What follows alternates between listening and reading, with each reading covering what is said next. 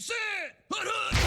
Welcome to the Dynasty Nerds Fantasy Football Podcast, where we discuss Dynasty strategy, rankings, and all things NFL. So get ready to geek out on fantasy football with your host, Rich Dotson. And welcome to the Dynasty Nerds Fantasy Football Podcast. I'm Rich Dotson. He's Matt O'Hara. Hey. And he's Garret Price. How's it going? Oh, it's going so good because I'm about an hour away from being on vacation, so I am giddy. I'm feeling good. I'm feeling aloof. Is that it? Aloof? Yeah, aloof. You could. I wash my body with it. That's a loofah, but you know, whatever. No big deal. I use a loofah for probably the last, 10 years, probably at least, if not maybe a little bit more. I resorted back to a washcloth recently. Maybe 2 months ago. I was like, you know what? I was out of town somewhere, I think in a hotel, and I was using a washcloth. I was like, you know what? I think I like this more than a loofah I've been using. I'm team washcloth. Yeah. And now here I am. I'm like, what was I doing that whole decade? What was I doing? And compared to you guys, I just feel like a savage. I use my hand and the soap. My body. There you go. That works too. Oh, do you use a bar? Do you use a bar of soap?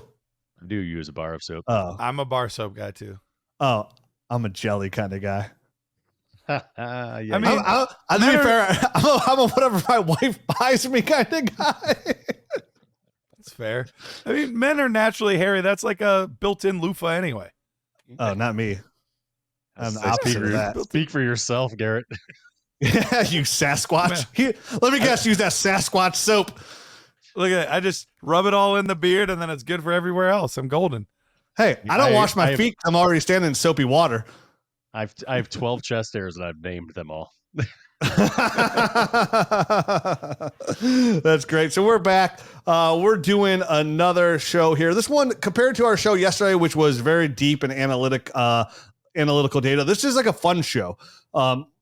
We were talking we've done a lot, almost everything we do is super flex. And the reason we do that, we just checked out the Dynasty GM, and everybody who imported their new startup leagues, 500 of the startups were super flex leagues.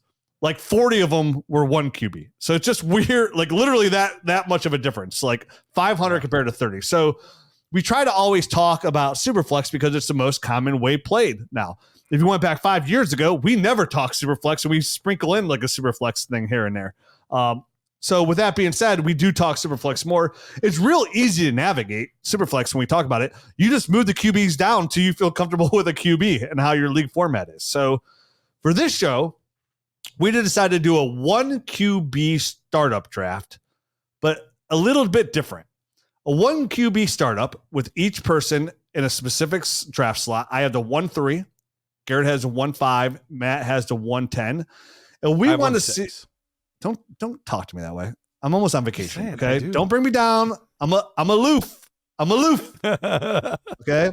Don't try and pop my loof. Make me go poof. Garrett has 1-6. I apologize. I haven't had any alcohol or THC in my system in a very long time. Since what's today? Tuesday? Yeah. Saturday. So, Wednesday. Today's Wednesday. Today's Wednesday? Yeah. Oh, that's right. Go on vacation tonight. That's right. So I'm already in vacation mode. I don't even know what day it is.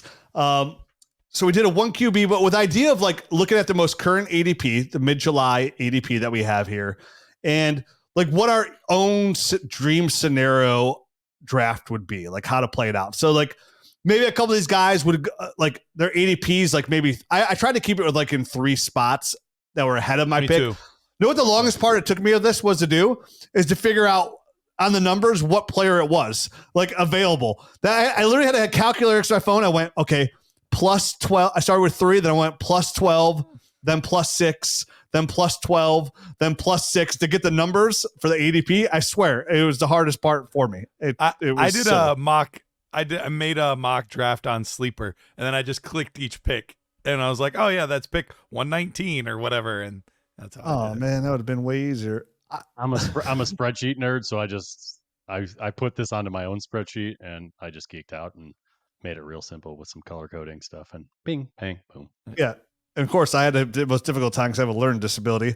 And I had used a calculator. I went to Sleeper and it just said pick 211. I immediately went, oh, that's not a help because that was my first idea. So I used a calculator. It was a hard part. Yeah, if you click it, it'll tell you what pick number it is. Yeah, thanks for the tutorial on that. Literally 5 days later. So we went with this. It's a 1 QB PPR league, no tight end premium. And like anybody who was like within 3 spots higher, because like all drafts are different. There's always guys that fall. So like some of those I was like, hey, I'm going to dream that this guy kind of fell to me. But for the most part, I stayed really dead on to that pick or slightly after. So I had the 1-3. Let's dive into it. And at 1-3, hold on before we go on to this. So you were cheating, is what it sounds like. You were going above the number. I did not take anybody above my number, by the way. Everyone is either at my number or below my number. No one fell to me. It was the worst draft I've ever had. No one fell to me. It's still perfect. Wait, let me get this right, Matt. Your dream scenario is people keep sniping the guys you want ahead of you? Yeah. Hey, I was just not going to cheat. I can't imagine what your nightmares look like. Holy It cow. sounds like both of you guys are a bunch of cheaters. You guys are taking guys above beyond their ADP. All right, I see how it is. You guys don't let me know. Did you forget what ADP stand for? It's average draft position. It's just the average. I assumed, and this is what I get for assuming, that we were all going to be playing by the same rules, but apparently not. All right. Matt, obviously, if you look at ADP, you're in the Scott Fishbowl. Brandon Aubrey in my draft went 12-12.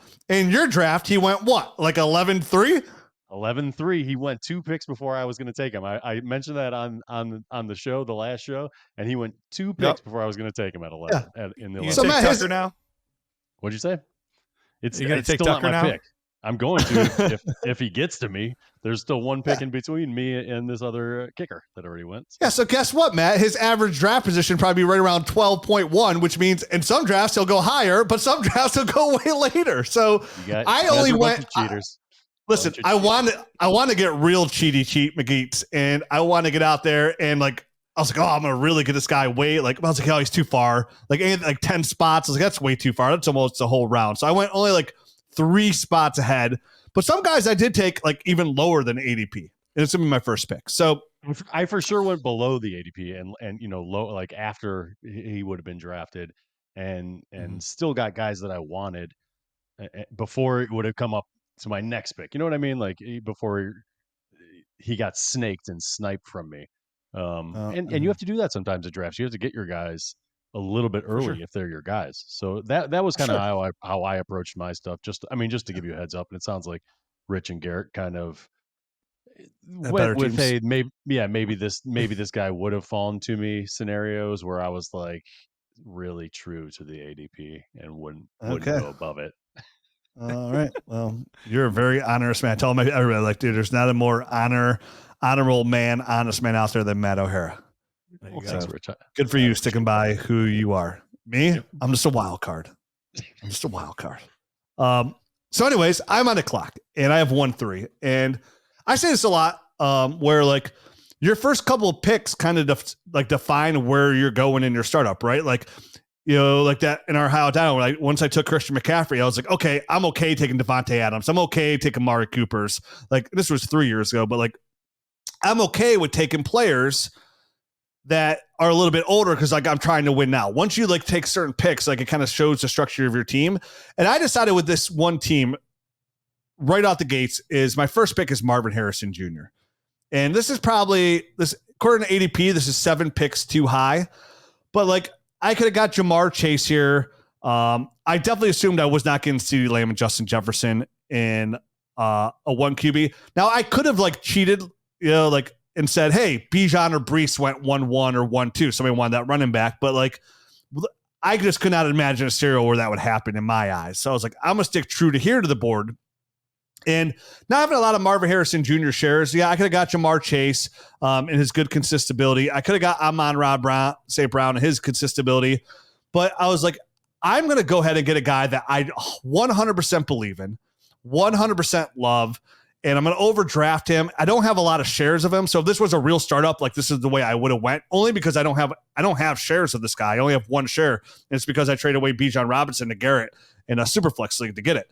And so I took Marvin Harrison Jr.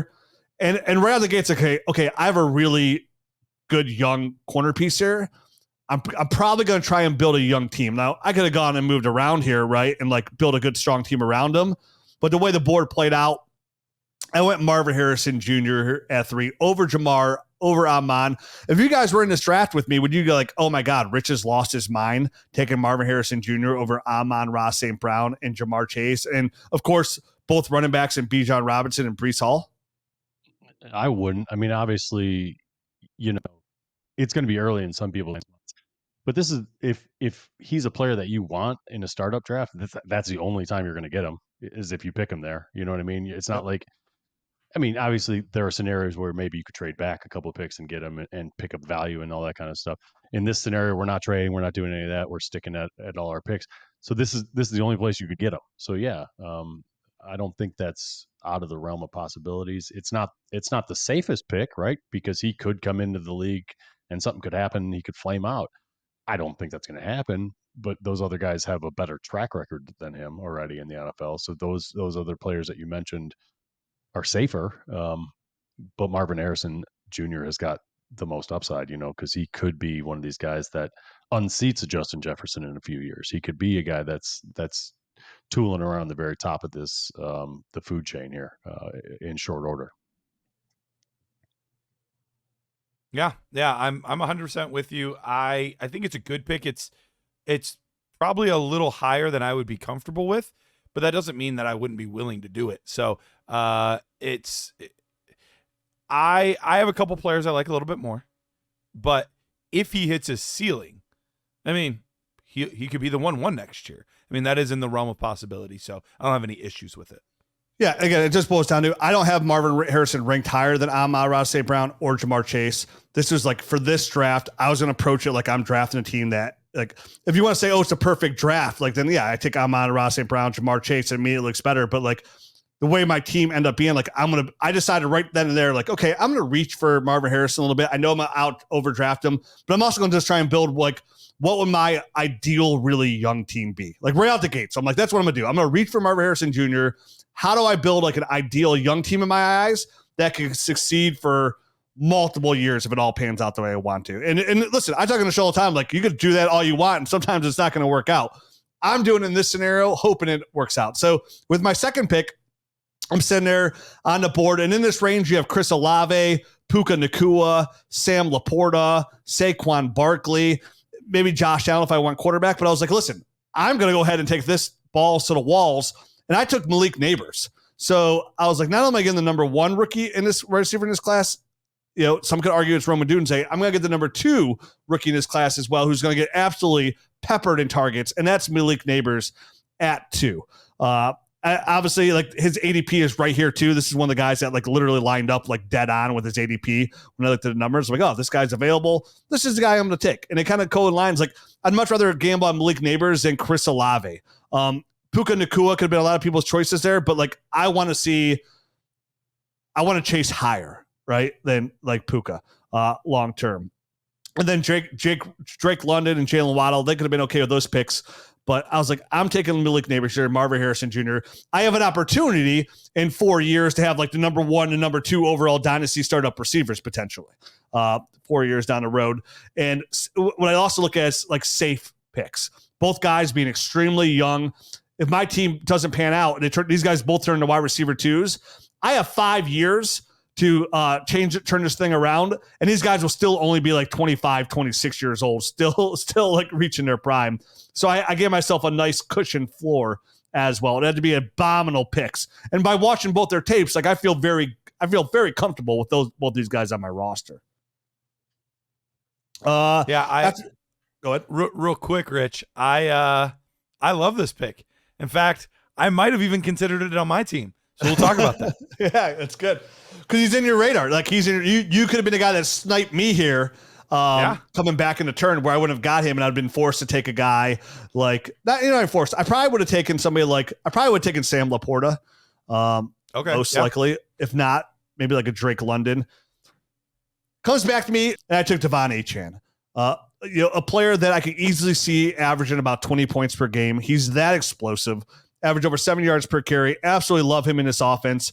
I love the fact coming out of camp that there were like tons of reports that McDonald is trying to get him on the field at all times and to get the ball in his hands as well. And they're like working him out at the receiver position as well, because they just want to get the ball in his hands. And we saw what he could do with the ball in his hands last year. So for me, I think Devon Achane is somebody that could go out there, and I mentioned that last show, be a top 30 PPR fantasy football receiver or player overall.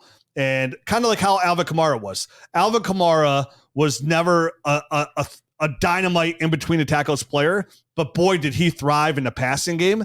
And he's lived as an all-time GOAT fantasy football running back, right? Like all-time GOAT. And if you listen to our historical, what are the odds of being a running back one more than one show, he's literally right behind Christian McCaffrey when it comes over the last 20 years of consistent running back play. Like it's him, LaShawn McCoy, Christian McCaffrey out there. So I think Devon Achane has a chance to enter that realm.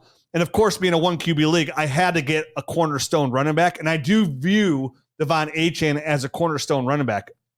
I'm sitting here when I'm looking at the ADP. What's that? Sorry, I was going to say I'm totally with you on that one. Unfortunately for me, I had to take him with my second round draft pick. Oh, so look, we're going to have a lot of same players here. But I still might have also picked him. I like it. Yep. Yeah, and that's fine. And again, and I have no problem with that, taking him at like 2.10, like 2.5. I have no problem with that. And I was just looking at ADP. I was like, oh, I could take Labors here and still get Achane. So I feel good about it. You know, like if it slipped that way. Because if not, once I lose out to Achane, like I'm taking, there's guys like Kyron Williams, Kenneth Walker, Josh Jacobs, Isaiah Pacheco. Like he was like the last guy that was like a tier A player for me. And I was like, I gotta get one of those guys. That's exactly why I took him there with my second pick, because Bijan had gone, Christian McCaffrey was gone, Breece Hall was gone, Gibbs was gone, even Jonathan Taylor, who I probably wouldn't have really looked at, and ETN's gone. I mean, all those guys are off the board according to ADP. Saquon's gone. It was Achane and really no one else left. At 3-2 there, even when I picked at 2-3, I wasn't going to go Travis Etienne or Saquon Barkley at that point, and he was the only guy that was like a top tier guy when I picked. I picked him as early as 2-3. I guess we'll talk about it now and then again later. But he is the guy that really has that huge upside to be a dominating force for years to come at the running back position. And you mentioned, Matt, like what some people like, oh, that's a reach. Why is it a reach? Because of like his ADP. Like I'm taking him 7 spots too high. Like if I wait, I'm not getting my guy. Like I'm getting my guy no matter what. Same thing like the Marvin Harrison. Oh yeah, his ADP 7 rounds later. Well, guess what? I don't pick until 19 more picks, so he won't be there. And I'm going to go ahead and get my guy. It doesn't matter about ADP. We're roster building in the startup, and you want to make sure you get your guys. And of course, it's easy to say, oh, move back 7 spots for ADP. And then you move back 7 spots, and guess what? He goes in 6 picks instead of 7. And now you just move back, and now you're like, oh, man, I want to move back again. Or you settle for a guy that you didn't even love, and you wish, hey, I wish I could get that pick back and just take my guy. So, yeah, kudos to you for doing it. Hey, Nerd Herd, this is Rich Dotson. I've got some exciting news for you. Underdog Fantasy is back with their annual Best Ball Mania tournament. And this year, it's bigger and better than ever with a whopping $15 million prize pool. Best Ball Mania 5 is the ultimate fantasy football competition where you draft your team and then sit back and relax. No trades, no waivers, just your best lineup every week automatically set by Underdog. For just $25, you can enter for a shot at the grand prize of $1.5 million.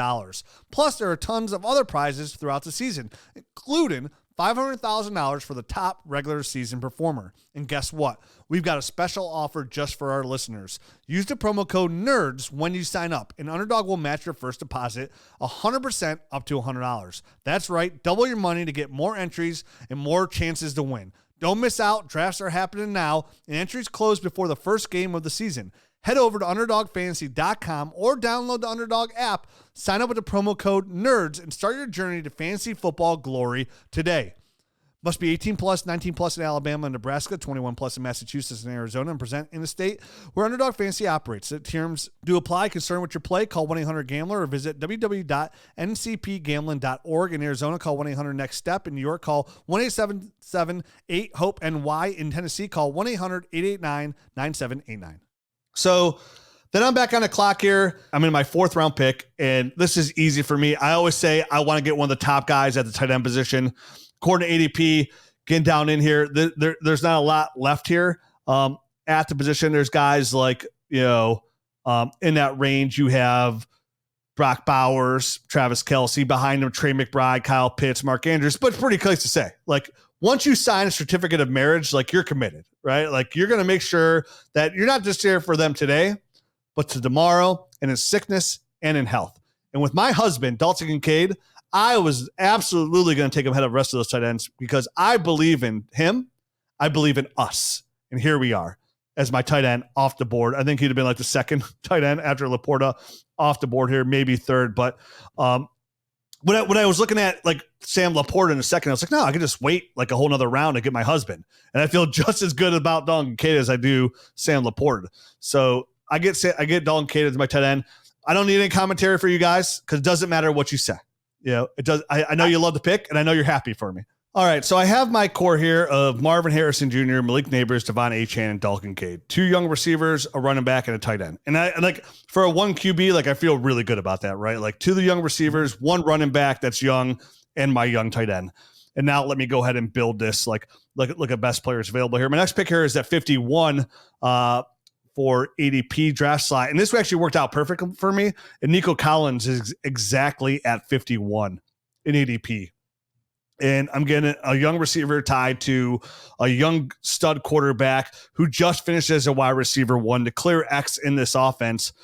So I get 2 what can be young receivers, but at least I know I for sure get 1 really good receiver here in Nico Collins to go him. So he fills out my 3rd receiver slot, giving me Marvin Harrison Jr., Malik Neighbors, and Nico Collins to go with that core. And I feel really good about that. And this is one where I didn't have to reach. Yeah, that's a good core.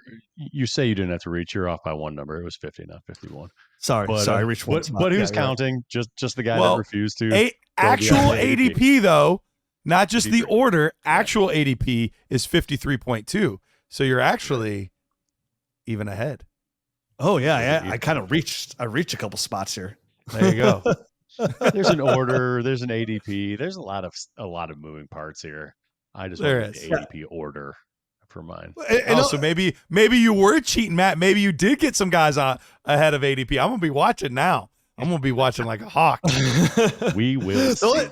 The only other guy I was considering here was I was considering taking Jonathan Brooks is what I was considering. And, I was like, man, if I could pair Jonathan Brooks, I already got 2 young receivers, but Nico's too good of a value for me. He's too much of like a for sure thing, right? And again, nothing's for sure in the NFL, but he felt too for sure over Jonathan Brooks. And I loved Jonathan Brooks, but it was my other 1B running back that I knew when I saw his ADP later, when I looked at it, I was like, oh, I could just get him. And I get Nico Collins. Like I'd much rather have Nico Collins and the running back I'm going to get, which is going to be Trey Benson. It's not like a big secret over Surprise. like a Jonathan Brooks and say Rashee Rice or Keon Coleman or Mike Evans. When I build this team. So I take Nico Collins here at 51. I got to wait another 18 picks. I'm on the clock here with Ladd at number 70. I take Ladd McConkey. Just a receiver that I know I'm higher on than you guys. He was my 4th receiver overall in this class. I absolutely love him. And what makes me feel good about here is like, okay, I know the structure of my team. I'm building a really young team. And this is a player that is a risk, being a 23-year-old rookie that I absolutely love that the Chargers moved up to go get arguably the number 1 receiver in this offense. And this is what getting Nico Collins, Malik Neighbors, and Marvin Harrison do for me, where like I could take that risk here, right? Like I could go ahead and reach at number 70 here and take my guy, which is Ladd McConkey. Hope he pans out over, like, again, I'm taking him over Cooper Kupp, Mike Evans. If I want to go quarterback, Jordan Love, that would have been my other option, is like Jordan Love there to get a really good quarterback.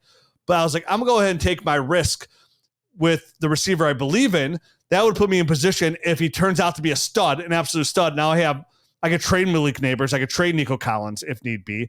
And when I was looking, I was like, yeah, I really like Jordan Love a lot. But in one QB, quarterback's like so easy to obtain and go out and trade for. Like, I'm going to go ahead and take the position player.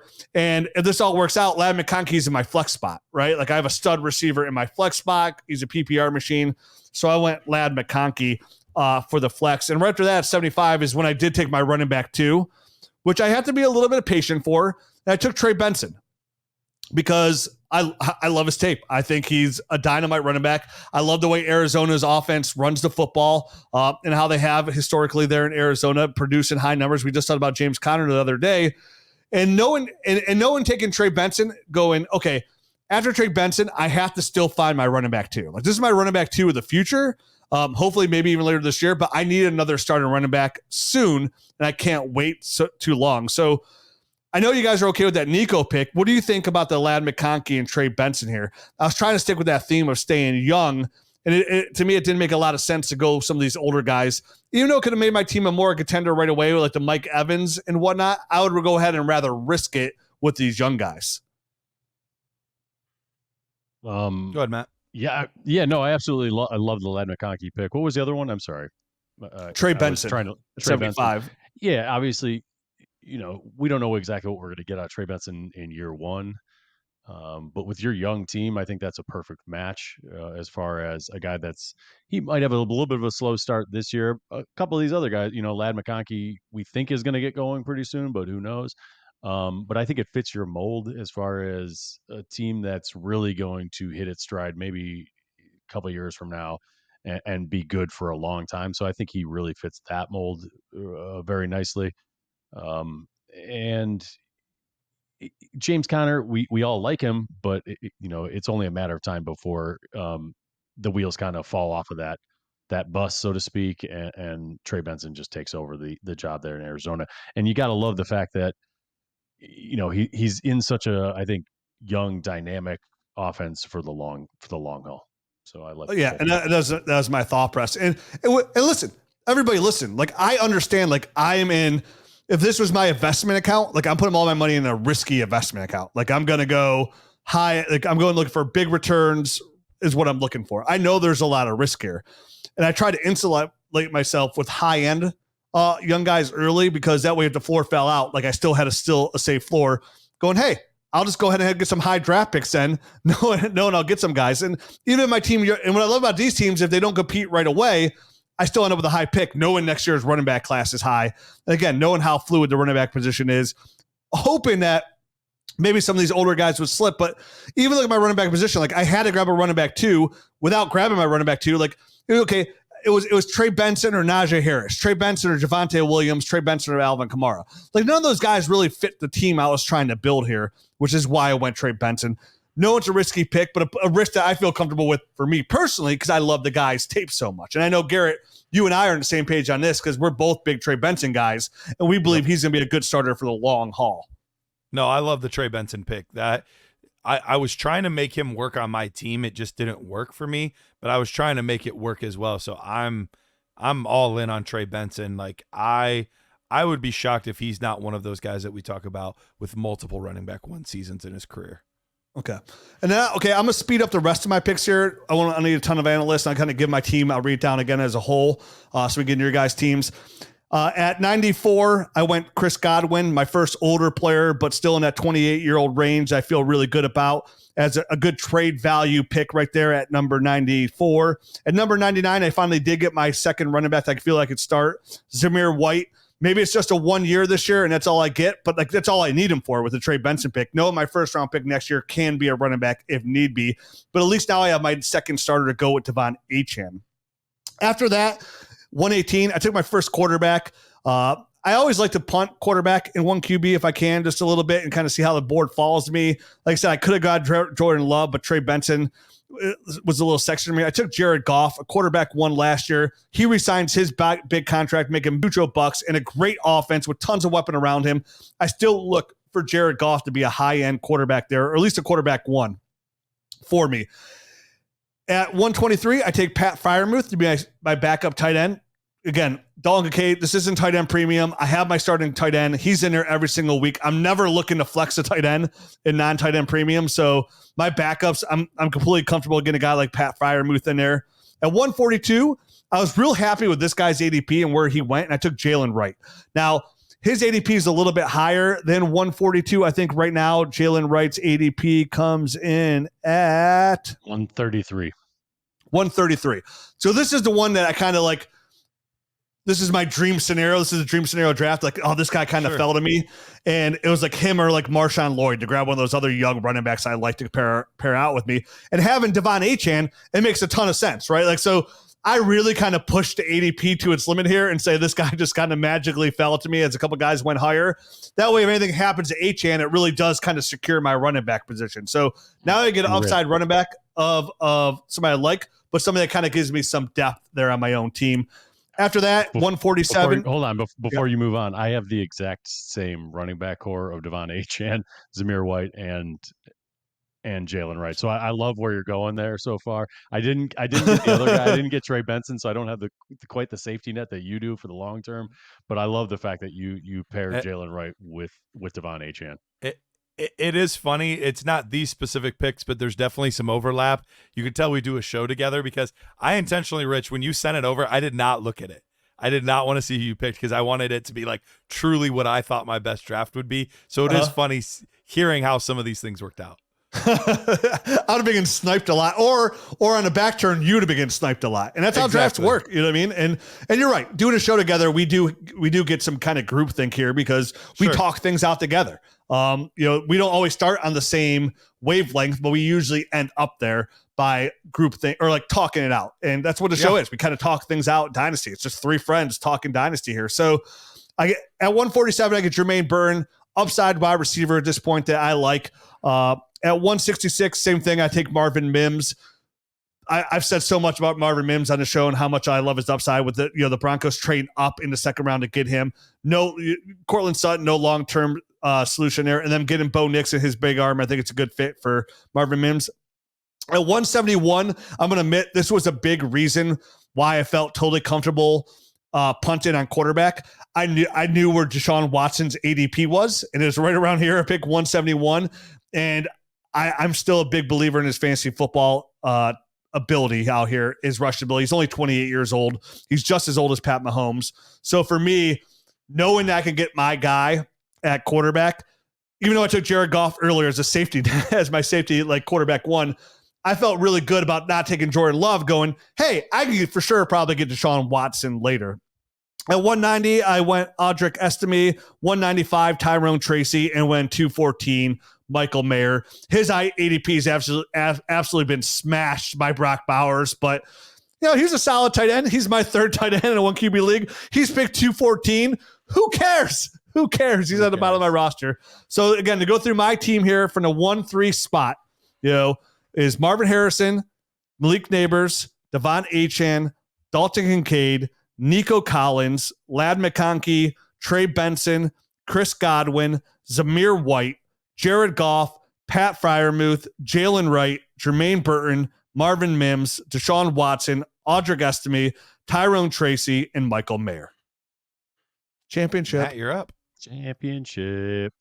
All right. So I kind of explained my situation here as far as I didn't go above or anything like that. So if you're following along on the board here, it's going to be, I'm only looking at right on my ADP or below. Maybe you did it in the order, not necessarily the ADP. So I'm watching, Matt. We'll see. Hey, Dynasty nerds, it's time to take your Dynasty game to the next level with FFPC's Dynasty Startup Leagues. Whether you're a seasoned pro or just getting started, FFPC has a league for you with entry fees ranging from $100 up to $5,000. Choose from a variety of formats, including Superflex, Best Ball Superflex, Triflex, 1QB, and Standard. With weekly lineups, waivers, trades, head-to-head matchups, and playoffs, FFPC's fully managed leagues provide the ultimate Dynasty experience. Most importantly, the leagues are here to stay. FFPC has never had a Dynasty league fold. They manage the entire commissioner experience from buy-in management to fulfilling your orphans. FFPC is perfect place to expand your Dynasty league portfolio. And here's the best part. As a Dynasty Nerds listener, you can get $25 off any entry fee as a new member when you use the promo code NERDS. Head over to myffpc.com now to draft your team, manage your roster, and dominate your league with FFPC. That's myffpc.com. Promo code NERDS for $25 off any entry fee for new members. FFPC, where Dynasty dreams become a reality. Well, we will see. No pressure, Garrett. No pressure. I think you're all. not a cheater, but you might be. I'm not a cheater. I don't think. I don't think I'm a cheater. All right. So with 110, I went right on, dead on as far as ADP order. I started mine off with Garrett Wilson here. Just a nice building block. I would have loved to have gotten one of these running backs. We kind of explained that when we talked about Devon Achane, that he just wasn't available. And the guys around him, as far as ADP, right after him is Tyreek Hill. I didn't want to start with Jonathan Taylor. I just didn't like the way that was going to end up. And AJ Brown was in consideration, but Garrett Wilson, you're getting 4 extra years with him. So I just decided to go ahead and go with Garrett Wilson with my first pick. So from 10, my next pick is 2-3, which is the 15th overall pick. This is one of my biggest reaches, I think, throughout the entire draft. And that is when I went Devon Achane, who is currently going 26th overall. I'm picking him 15th, so I'm getting him 11 spots early. But we talked about that as far as, get your guy early because he's not going to be there with my next pick. I have a big gap between this pick and my next one. It's 19 picks or something like that, maybe even 20 between those two. So it's 19 between 2-3 and 3-10. So he just wasn't going to be there. For my purposes, that was the range I was looking at, and I have to go down. I can't go up using the rules that I was going with. So at 34, which is 310, I ended up going Brock Bowers, who only goes a few picks after that, according to ADP at 37. I really wanted to attack the tight end position. I love attacking. I mean, it's almost like I feel safe when I have one. Once I finally get it, I can kind of exhale and feel good about my team and kind of where it's going. So with the 34th pick, I took Brock Bowers. And because I'm a psychopath, with my next pick, which is 4-3 and 39, I went Dalton Kincaid, and I don't care. I'm going to get 2 of the best young tight ends. I'm going to screw somebody in my league out of getting one. And I'm going to see how this thing falls from then on out. Right. So not only did I get a young stud in Brock Bowers, I got Rich's husband and my side piece, Dalton Kincaid onto my team. So I felt pretty good about that. When you do a move like that, you're going to sacrifice somewhere else, right? I could have reached and gotten like a James Cook, who at the time we hadn't gone over the numbers for our last show that shows the running backs and their bench park numbers. So I felt like James Cook would have been a little bit of a reach here, but maybe after listening to that show and kind of looking over the numbers, he would have been a good pick here. But I did end up getting Kincaid, and I still feel pretty good about it. If you would have played by me and Garrett's rules, you could have taken Garrett Wilson, AJ Brown, and then taken Devon Achane. I know. And then Dalton Kincaid. If you played by our rules, real ADP. Yeah. So with my next pick, it was 58th overall, which is 5'10", and I ended up going just one ADP slot below that, and getting George Pickens. I feel really good about this pick. He's, I think, a good pairing with Garrett Wilson as a guy that is potentially going to be the number one target for this team for the long haul, or at least for the next 3 or 4 years. So I felt, I love how that worked out for you too. Likewise, we're like, okay, where some people are like, oh, I gotta grab my young receivers, one receivers. And people are like, wow, Matt really took 2 tight ends in a non-tight end premium league. But like, you're right. Like you have 2, like not only you have like somebody you could put in your flex spot, which I normally wouldn't do, but like somebody you possibly could. Definitely if Dalton K gets like 100 targets, or you need Brock Bowers time to develop. But like then by the time Bowers develops, maybe in 2 years, like you have a great trade, a phenomenal trade piece. But then you come back and you pair up another really good high upside wide receiver with Garrett Wilson, because you went over that statistic about like George Pickens. If he just goes up just a little bit, like you just did just a little bit, he was like a wide receiver 1. So not only have your young running back, you have 2 young receivers and 2 young tight ends. So like for being a tight end slut like me, I love that build from where you're at. Like I love it. Like I'm sitting here, all the moisture's just glistening all over my body. I know that would get you excited, so that's why I went ahead and did it. And then with my next pick, it's a pretty fast turnaround. I go to again at number 63, which was the 6th round draft pick, 603. I went with Jackson Smith-Njigba, not a guy that produced really heavily in his year 1, had a lot of very uncharacteristic drops. I think he had 10 or something like that last year, which is really not a thing he's had issues with in the past. So I do expect him to have a pretty big jump, and he did clear the 500 yards receiving in his first year hurdle that Garrett talked about in the last show. So I do see big things for him. I don't expect this to be maybe an everyday starter for me this coming season, but who knows? He might be. You know what I mean? He could develop that much between year 1 and year 2. They're already talking him up that his work ethic looks completely different between last year and this year, in the positive kind of turn. So Jackson Smith-Njigba right now, my 3rd wide receiver, and I feel pretty good about this core. I also went pretty young here, obviously, with my picks: Garrett Wilson, Devon Achane, Brock Bowers, Dalton Kincaid. Pickens is my old guy, you know what I mean? Like so far, with 3 years of service in the league, and then I have Jackson Smith-Njigba, who's going into his 2nd year as well. So this is all. Go ahead. Oh, sorry. Next year when we do this show, we should have like the parameters. Okay, you pick at 1-3. If you had to build your ideal young team, and then like you pick at 1-6, you have to build your ideal like older team, like not super old, but like 26 year old, yeah, like win now team, yeah. Because you're right, it'd be fun. We're like, oh, look at these young guys. They're all young and handsome and young. Most of mine are young and handsome. This next pick is not. This next one at 82. This is kind of the big round jump from 7.3 to 7.10. Where I go all the way down to 82. I end up with Terry McLaurin, who I think is 29. Going to be 30. Yeah, but and he's right around there. Regardless, he is now my new old man on my team. But I love him. He's a very consistent guy. He's a tight end 3. What pick was this, Matt? 82, I think. Oh, because his ADP is 80.3. You cheater. He's 82nd in line. All right. Okay. Nope. ADP says 80.3.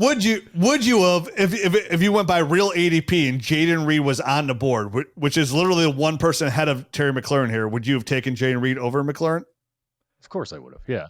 Jayden Reed is right around there. He's one. So your pick ahead. should be Jay. Yeah, he's one pick ahead. You should have taken Jayden Reed. This is dream scenarios. But I can't. I couldn't. You could. You already cheated with McLaurin. Might as well cheat with Jayden Reed. All right. Cheater. I guess we're splitting hairs, and if we're gonna split hairs, then I'll switch it. I'll go to Jayden Reed. If I'm already cheating, screw it. I'm done now. I'm just gonna cheat all the way through now. No, but I mean, other guys in that range. Other guys in that range below him, David Montgomery. Amari Cooper was a little bit too old. David Montgomery, I did think about as far as just getting a guy that I know is going to have a role, but I saw that as a very limited role. You know what I mean? It's a this year and maybe next year role, and I decided, Terry McLaurin, I'll just solidify things with some of these old guys. That Jackson Smith-Njigba pick, it is enough of a worry for me that I wanted to get a guy that I know will produce next year, and I think Terry's that guy that will do that. So with my next pick, 87th overall, that's when I ended up getting my second running back, and that's another reason why I didn't go David Montgomery, because I saw Zamir White. sitting down there. I knew I was going to end up taking him. This is a guy I do have high expectations for this season. It wasn't that long ago that Josh Jacobs was on this same roster and he was leading the NFL in rushing. It wasn't this past year, it was the year before that. So I know that they're going to want to run the ball. Their quarterbacks aren't that great, so they're going to have to rely on him quite a bit. Alexander Madison's an okay back. We've talked about him enough to know that none of us on this show see him as much more than just a backup. So I do think this is going to be the Zamir White show this year, and to have him now paired with Devon Achane, same as you, Rich. I feel good with him as my number 2. Not great, but good in the fact that he's got a very good opportunity this year, and maybe it's only the next couple of seasons. And like you said, next year's draft, I would definitely be looking to kind of bolster up my running back core with one of these running backs coming out next year, which is supposed to be a good draft. So at 9-10, pick 106, I went Brock Purdy. This was a guy I also knew I was going to be waiting on quarterbacks. I had some opportunities earlier. The ADP would have lined up perfect for me to have taken Josh Allen with my second pick instead of Devon Achane, which was a big reach. But I just knew there were going to be guys hanging around that I would like later. I browsed, and I knew because I browsed down. I cheated. We all cheated, right? We all looked. Oh, you're just looking at ADP. You're just looking at ADP. That's all. You're trying to figure out the dream scenario. This guy might be there. We reached our hands in the pocket. You just kept your hands clean. That's all. Yeah, right.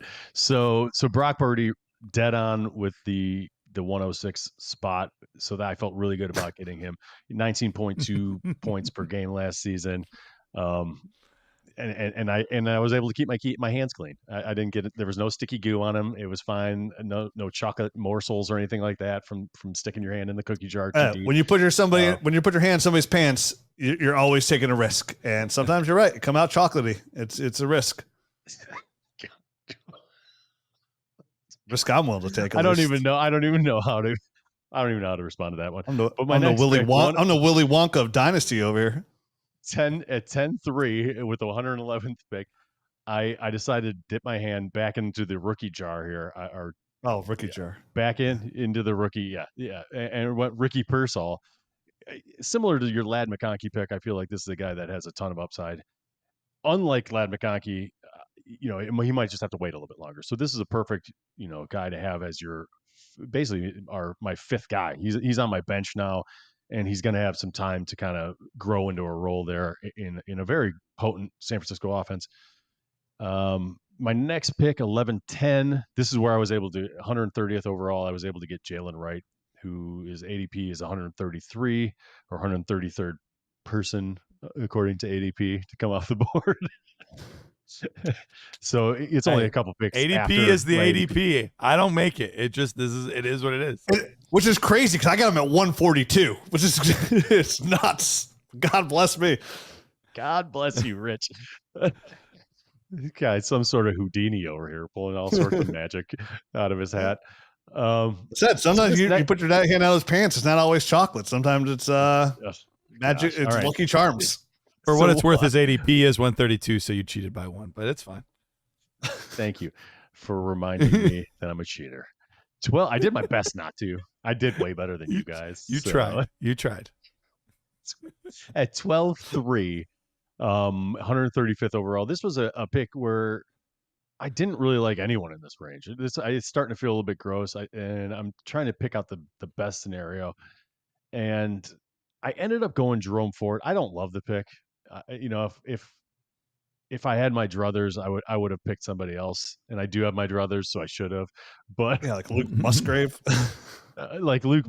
but I already had two tight ends, right? I already had two really good tight ends, which is nice because when you do that, like you don't have to worry about taking a tight end ever again.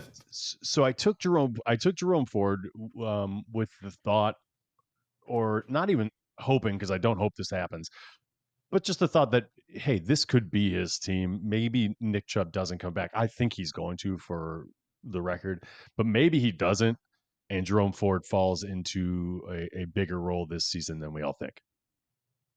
I was waiting for Rich to say something. Sense. He didn't. I just mouthed it. Yeah, okay. At 13-10, I went Bo Nix. I think this is a very good backup quarterback to take a shot on. He's in a great offense, Sean Payton. It's only a 1 QB league, so who the heck really cares? If he doesn't pan out, I'll just draft another guy, or I'll trade a 3rd-round pick for an old guy somewhere down the line if my team is contending and I need one. At 14-3, I paired him up with Marvin Mims, right? So that's the 159th pick. Twins in. He was going 164. What'd you say? Twins in. Wins in. At 15-10, I went Ray Davis. Who knows? He's got a shot, right? I mean, at getting some sort of goal line touchdown dependent type of role. I don't have high hopes for that pick, but he's a relatively high draft pick at the running back position for a team that, seemingly wants to keep getting a bigger back in there. They don't really use him, so we'll see what happens there. But I thought it was Matt, nice. You did exactly what I did too, though. Like, right, like and this is where you do this. Like when you're like in round like 18, 19, like Garrett, you've mentioned this on Talking Dynasty. Like, forget all those like wide receiver 7s on your team. Like, just grab all the running backs that like either they're gonna have a shot or they don't. Like Tyrone Tracy, Ray Davis, Audric Estime, Isaiah Guerrero, like all those guys. Like, take all those guys, like hammer those positions, young guys early, and then just fill your whole roster up with these running backs because, like you said, they're easy to clean house with, and you know what you're going to have pretty quickly. So I love those picks. Okay, thank you. 16-3, I went Jalen McMillan. I think he's got a good shot at some point of establishing himself there in the next couple of years. The YouTube video is NSFW. Yes, and that was an audio or a visual joke only. The audio people visual only did not even get why we were laughing there. But Rich did something. We'll just put it at that. At 17-10, I went in vacation Madison. mode. Yeah, he's on vacay mode. At 17-10, I went Alexander Madison, and it was literally just to back up my Zamir White, so I would have somebody this season in case Zamir White went down. I think Alexander Madison would step in for however many games he's out, and I think it would just be a 1-for-1 replacement, and then it'd be fine. At 18-3, this is where I went my 3rd tight end, and I reached a bit, and I want Noah Fant. He's much lower in ADP, but he was my last pick, and I wanted to get him because I just wanted to talk about him and say I think he's got a good shot in this new Seattle offense, which is basically just pulling some guys from Baltimore, and they're bringing the OC from Washington. I think he's got a good shot at being involved, and I just think they're going to be a little bit more pass happy than people think. So I just wanted to get Noah Fant in as my 3rd guy. All right. That's a good team. Thanks, bud. Do you want me to read off the whole team, or read it off real quick. Talking? All right, so read it off real quick. Amendola, he's retired. I'm going to go starting lineup. I'm going to go Brock Purdy, Devon Achane, Zamir White, Garrett Wilson, George Pickens, maybe Jackson Smith-Njigba, and then I put Brock Bowers, even though it's probably Dalton Kincaid. But I picked him first, so I put Bowers in my starting lineup. On the bench, I got Bo Nix, Jalen Wright, Jerome Ford, Ray Davis, Alexander Madison, Terry McLaurin, Ricky Pearsall, Marvin Mims, Jalen McMillan, and then I got Dalton Kincaid and Noah Fant as my tight ends on the bench. So Kincaid or McLaurin in the flex. Yep, sure. Nice. I mean, not as good as mine, but nice. All right. Well, speaking of yours, Rich, you and I, other than the fact that I emphasize running back more than you do, and you emphasize tight end more than I do, pretty similar teams. So at 1-6, so I was right in the middle of both of these guys. We probably should have done this then instead of 1-3, 1-6. We should have went 1-1, 1-6, 1-12. Probably should have, but I'm just used to going last, so it just felt right. Okay. Hey guys, let me tell you about our friends at Sleeper. Guess what? Our app is the mini is live on Sleeper right now. The Dynasty GM. Pretty. You can use the analyzer. You can use the trade calculator. And my favorite thing is the inbox, right? Where all your trades from all your Sleeper leagues are right there. You can actually push trades through the actual Sleeper app. And right now we couldn't be more excited to be partners with them. And right now, if you don't know, they are doing DFS. And I know how many people that play Dynasty play DFS as well. And right now, there's not a better place to play DFS than Sleeper. They're offering up to 100 times your entry, the highest payout in the whole DFS market right now. You can track your fantasy players and your sleeper picks in real time. All you got to do is choose 2 to 8 of your favorite players from pregame, live in-game, or even across different sports. Pick more or less than the predicted stats, and only on Sleeper you can get up to 100 times your payout. You can share with your friends and get rewarded together. Make sure you use that promo code NERD so our friends know that friends sent them their way. And get your deposit match and have a good time. You'll have all your DFS, all of your fantasy leagues, and now even a Dynasty gem in one spot. It is fully operational inside Sleeper right now. And then when you're a Nerd Herd member, you get that full access to that. And remember, you also want to download the Dynasty Nerds app because they're both in there. Check it out. Check our friend Sleeper. Check out the DFS. Use that promo code NERDS. Get your whole estate.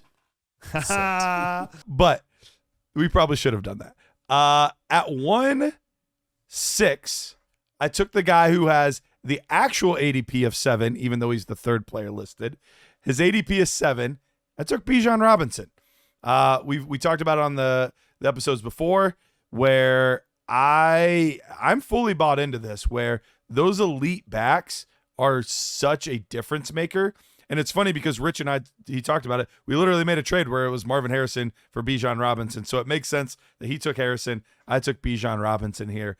So I took him at pick 1-6.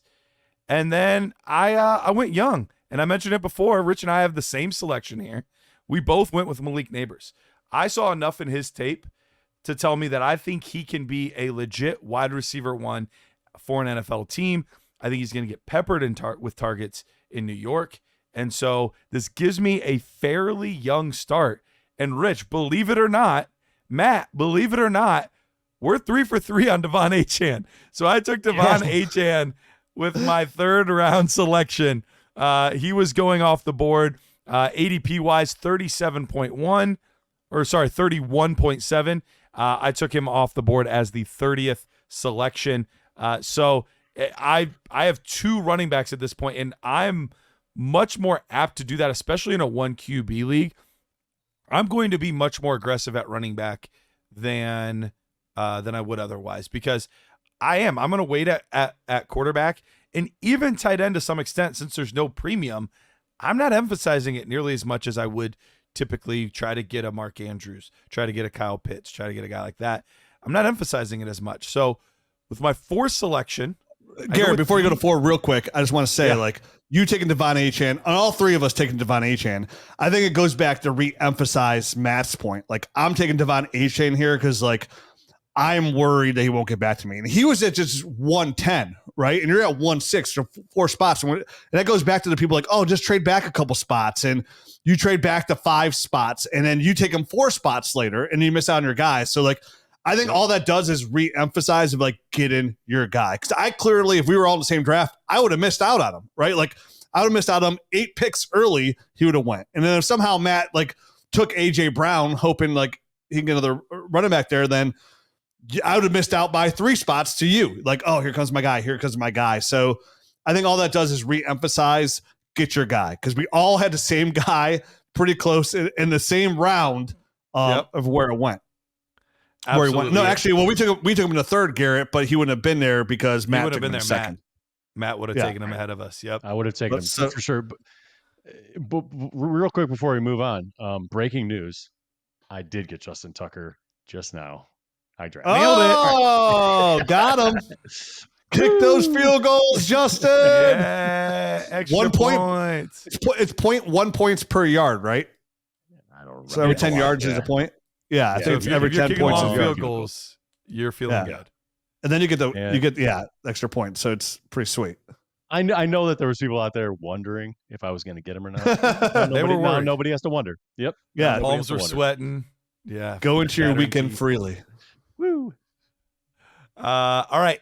In the 4th round here, like I said, I'm really emphasizing running back and wide receiver. So I went with a wide receiver here in the 4th round. So I took DJ Moore, somebody that I know his ceiling is a little bit capped with this pick because of all of the situations going on in Chicago, all the mouths to feed. But it makes me feel a little safer because Malik Neighbors is a rookie, so it kind of adds a little bit of safety to my wide receiver core. Rich, it looked like you were about to laugh. Is there something you were thinking about with DJ Moore there?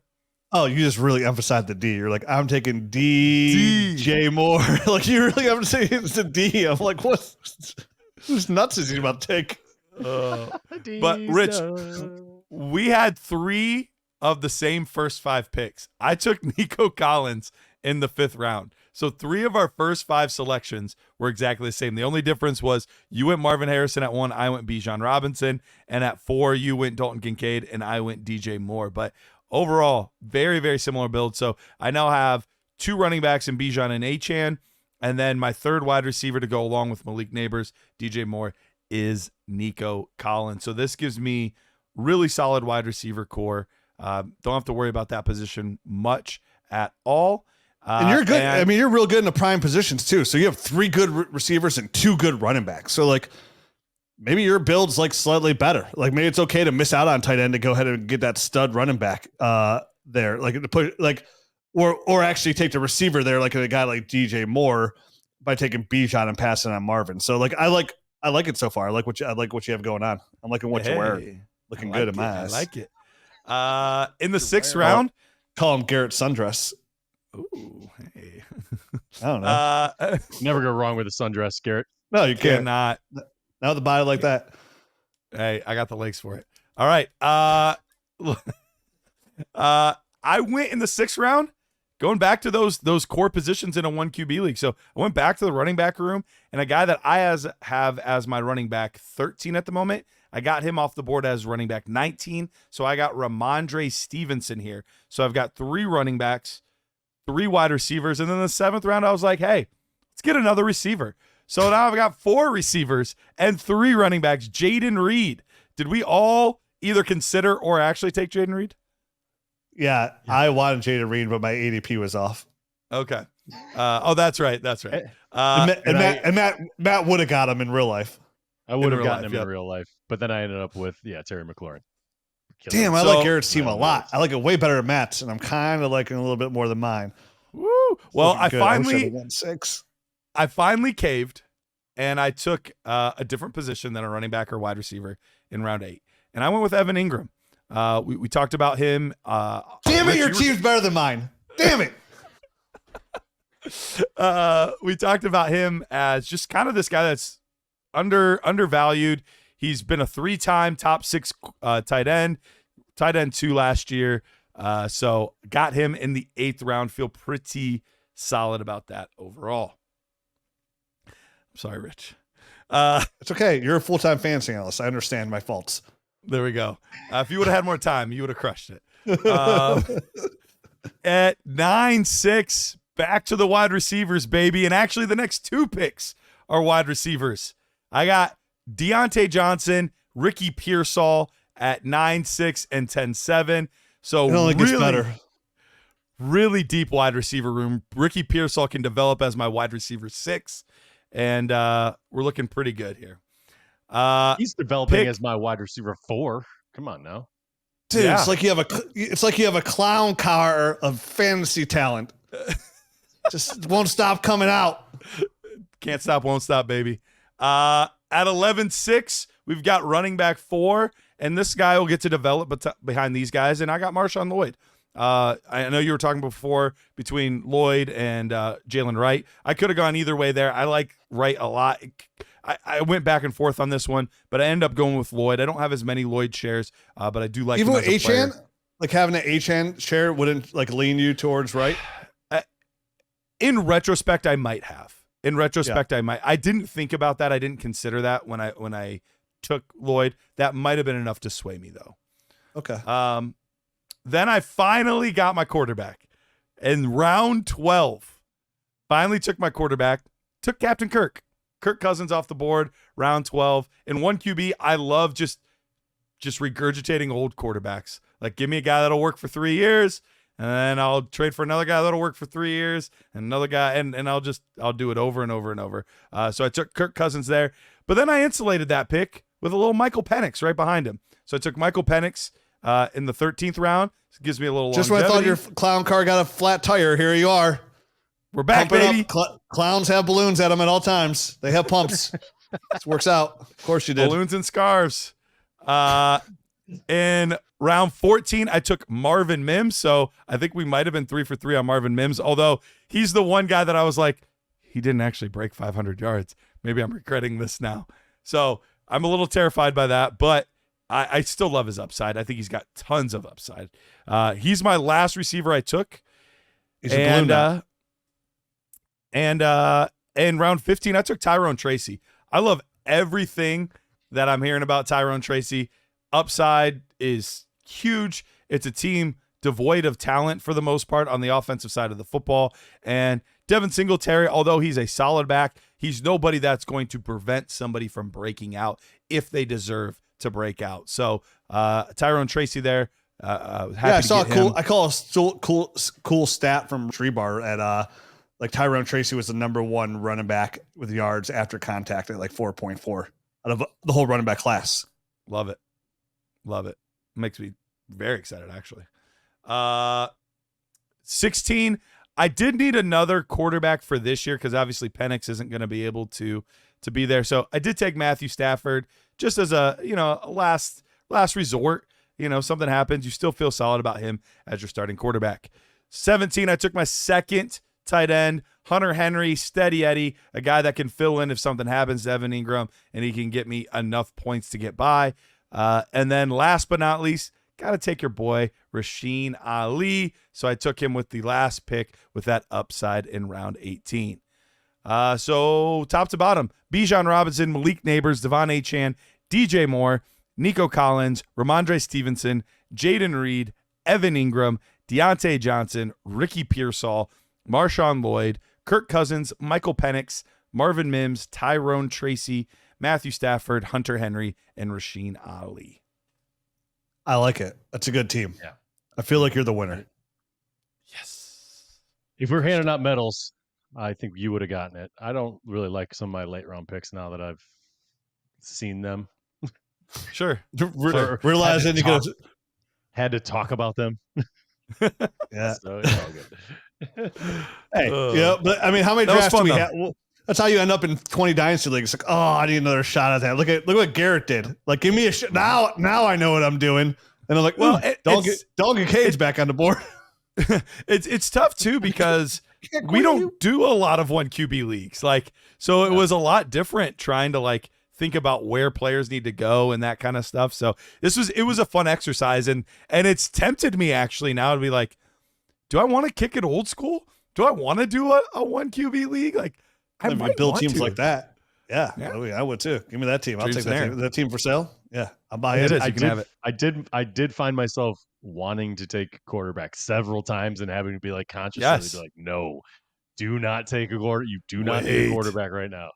Stop, dude. Now what? Like, you got Brock Purdy. You definitely got the best quarterback at all of us. So like, it's true. I mean, definitely 1 QB. Like, I'd be like, okay, I'm getting Brock Purdy. Like, I always like circle players, like where I'll overdraft him around. Like if he's even close to being the next quarterback off the board or running back or wide receiver, like I'm getting these guys, right? Like no matter what. Like Dog and K would be circled, but in a 1 QB, I think Brock Purdy would fall in that category 100%. Like I'm like, that's my guy. Like I'll wait until that moment.